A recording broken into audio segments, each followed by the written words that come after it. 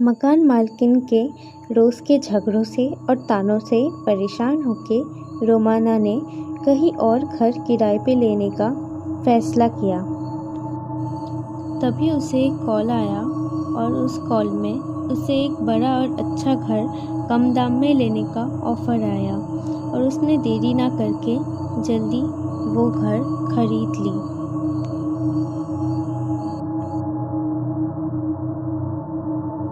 रोमाना के वहाँ पर आते ही अचानक बहुत ज़ोर से बारिश शुरू हुई।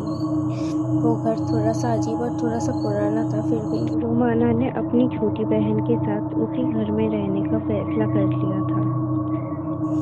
रोमाना के घर के अंदर जाते ही बारिश और भी ज़्यादा तेज़ होने लगी।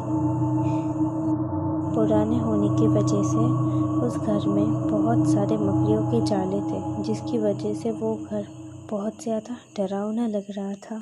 बहुत रात हो जाने की वजह से उन दोनों ने ऊपर जाकर साफ सफाई करके जल्दी से सो जाने का फैसला किया। कुछ दिनों तक तो सब कुछ ठीक चल रहा था। फिर एक रात खून से लथपथ कदमों के निशान और एक चुड़ैल रोमाना के सामने आ गई। फिर जब उसकी बहन आई, वो चुड़ैल अचानक से गायब हो गई थी।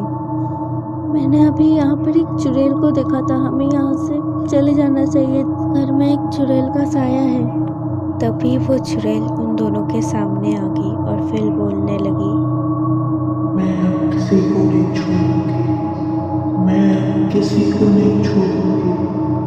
ये कहते हुए फिर वो चुड़ैल वहाँ से गायब हो गई और वो दोनों डरते हुए एक तांत्रिक के पास चले गए। क्या हुआ बेटा? तुम लोग इतना डरे हुए क्यों हो?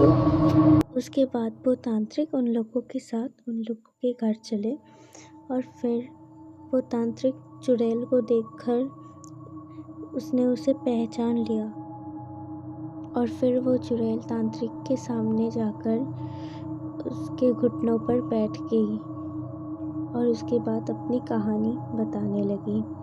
गुरुजी, मेरे साथ बहुत बड़ा अन्याय हुआ है। मेरी आत्मा शायद कभी तृप्ति ना हो जब तक मैं उसे ना मार दूं, जिसने मेरे साथ वो अन्याय किया है, जिसने मुझे मार डाला।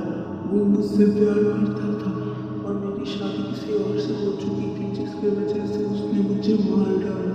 मुझे मार डालने के बाद उसने मेरी हवेली भी खरीद ली और उसके बाद मेरे बच्चों को भी मार डाला उसने। तब से मेरी आत्मा यहाँ पर भटक रही है, न्याय की आशा लेकर।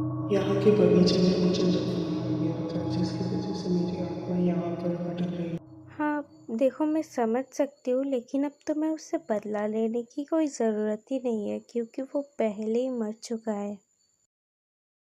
अगर वो सच में मर चुके हैं तो मेरी आत्मा यहाँ पर नहीं आएगी। और फिर उसके बाद वो चुड़ैल वहाँ से चली गई।